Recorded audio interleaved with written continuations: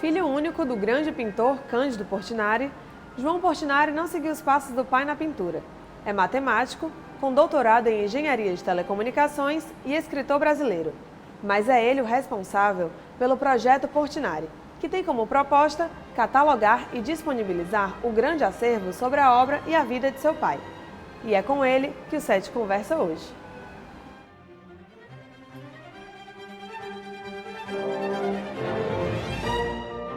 João relembra a relação que teve com o pai, que era um homem engraçado e apaixonado por crianças. Foi uma relação de um carinho imenso, né? Ele era um homem profundamente terno, né? E que tinha uma paixão pelas crianças. Você vê que na obra dele a criança ocupa um lugar assim de sonho, de encantamento, né? Ele, até o fim da vida, a infância ficou gravada assim na retina dele. Eu vejo nas fotografias, eu estou sempre ou montado nos ombros dele, ou no colo dele, ou ele me carregando. Isso para todo lugar que ele ia expor, eu ia junto. Então isso começa quando eu tinha 2 anos, que nós fomos para Washington, quando ele fez a exposição individual no Museu de Arte Moderna de Nova York, né? E ele era uma pessoa assim, todo mundo tinha um fascínio, era uma pessoa muito engraçada, né? Nascido e criado em meio às pinturas, é difícil para ele saber ao certo como foi seu primeiro contato com a arte. Nasci no meio das tintas, né? Ele pintava em casa, ele não tinha um ateliê fora, né? As pessoas quando pensam em Portinari, imaginam que ele tinha assim um ateliê à la Calder, um negócio enorme, né? Ele pintava numa salinha desse tamanho aqui, ó, que era ao lado da sala de jantar lá de casa. João não tinha consciência da importância que tinha Cândido Portinari e as pessoas que frequentavam a sua casa para o Brasil. Para ele, eram apenas seu pai e os amigos dele. Eu não tinha a menor noção de quem eram aquelas pessoas que frequentavam a minha casa, né? Eu era um adolescente comum, garoto de Copacabana, nós morávamos ali no Leme, em frente à praia. Eu só tinha 3 preocupações na vida, que era jogar futebol de areia, que eu joguei muitos anos, pegar onda, numa época em que não tinha prancha nem nada, e namorar. Eram as 3 coisas que eu pensava. Então aquelas pessoas que frequentavam a minha casa, eu dava mais importância à minha turminha da rua do que aquelas pessoas. Eu vou te dar um exemplo que me cobre de vergonha, mas eu vou dar. Uma vez que eu cheguei da praia, eu chegava pela cozinha, né, para não atrapalhar ninguém. Eu abri a porta devagarinho e vi que a sala estava cheia de gente que tinha acabado de almoçar, um monte de gente. E eu olhei no fundo, lá na varanda, tinha um sujeito sentado com o meu violão. E aí eu pensei assim, pô, esse cara vai desafinar meu violão. Aí fui falar com a minha mãe. Disse assim, quem é? Ela falou, é o Vila Lobos. Você vê que vergonha. Eu não tinha a menor ideia de quem era Vila Lobos, quem era Manuel Bandeira, aquelas pessoas que estavam ali dentro de casa, né? Graciliano Ramos, aquela gente toda. Sem falar do pessoal da política, Luiz Carlos Prestes, toda aquela gente, né? Então eu só fui perceber isso muito tempo depois, né? Muito tempo depois. Só fui perceber quem era aquele homem que era meu pai e que estava ali naquela casa. Só muitos anos depois é que eu fui tomar consciência, né, de que era, né, da importância que aquilo tinha, né? Apesar de não ter seguido a mesma carreira do pai, João cogitou essa possibilidade, mas a paixão por outra área prevaleceu. Eu cheguei numa ocasião, eu me lembro, a pedir que ele me ensinasse a desenhar. E aí ele virou para mim e tinha uma mesa de centro assim na sala, um monte de livros grandes, pesados assim. Ele disse, olha, João, faz o seguinte, você copia, era Miguel Ângelo, Leonardo da Vinci, disse, copia aquilo tudo ali, depois vem conversar comigo. Isso foi um momento. Um outro momento mais objetivo, mais prático, ele virou para mim e disse assim, olha, João, você pensa muito nisso, porque você pode ser um engenheiro mais ou menos, pode ser um advogado mais ou menos, pode ser um médico mais ou menos, mas se você for um pintor mais ou menos, você vai morrer de fome. E a chance de eu ser um pintor mais ou menos era imensa, porque a probabilidade de você ter, quase na geração seguinte, um pintor do tamanho dele, né, era praticamente zero. Isso é um lado. O outro lado, que não tem nada a ver com isso, é que eu sempre tive paixão pela matemática, desde muito menino, né? E eu tinha um tio, que era francês, professor, que começou a me ensinar matemática quando eu tinha uns 12 anos. E aí a paixão foi para a vida toda, né?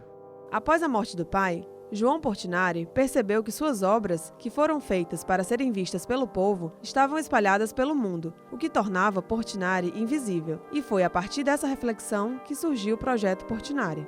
O Projeto Portinari, ele nasce num momento em que, apesar, né, da dupla importância de Portinari, como esse pintor, como nós dissemos, né, que pintou o seu país da maneira como ele pintou, e de um fato menos conhecido, dele ter sido uma espécie assim de antena do pensamento da sua geração, ele foi como se fosse um polo assim, de captação e de radiação das principais preocupações estéticas, artísticas, culturais, sociais, políticas da geração dele, né? Então, a importância dele dentro dessa geração e a obra plástica que ele deixou, apesar disso, quando, um pouco antes da gente começar o Projeto Portinari, o biógrafo dele, o jornalista e escritor Antônio Calado, ele fez uma pergunta assim: segregado em coleções particulares, em salas de bancos, Candinho se vai tornando invisível. Vai continuar desmembrado nosso maior pintor, como o Tiradentes que pintou? É uma pergunta muito contundente, né? E que refletia o fato de que realmente ele tinha ficado invisível.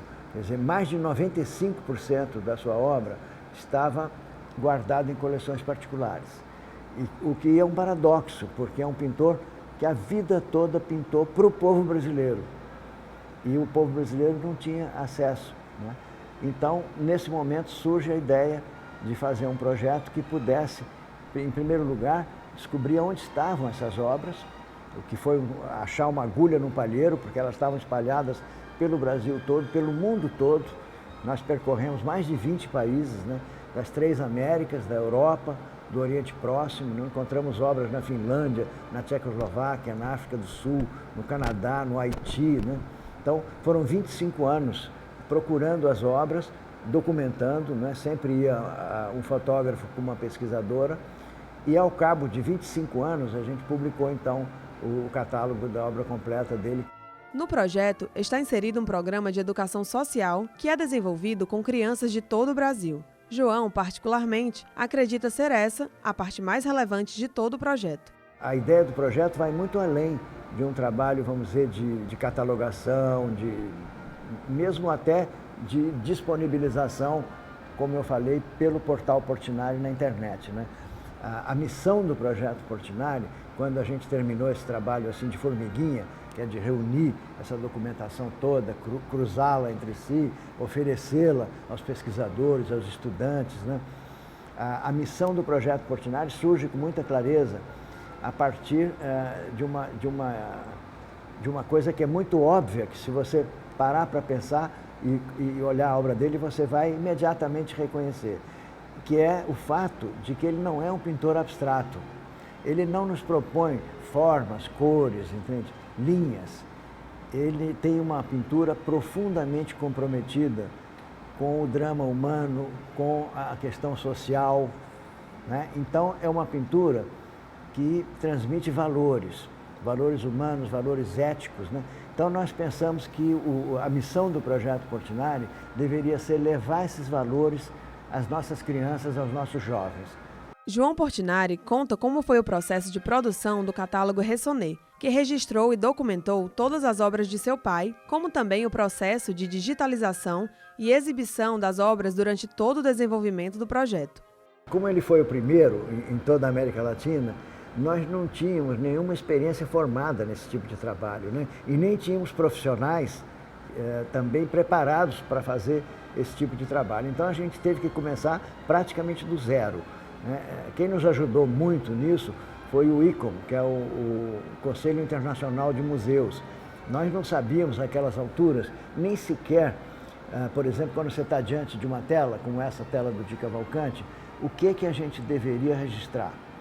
Então você dizia largura, altura, óleo sobre tela, o óleo sobre madeira, o guache, né, a técnica, né, a data, a proveniência, né, a quem pertencia, quem tinham sido proprietários anteriores, quer dizer, todos os, vamos usar o termo técnico, todos os campos da ficha de catalogação de obra, nós fomos pouco a pouco descobrindo como deveria ser feito, como deveria ser fotografado, como deveria ser registrado.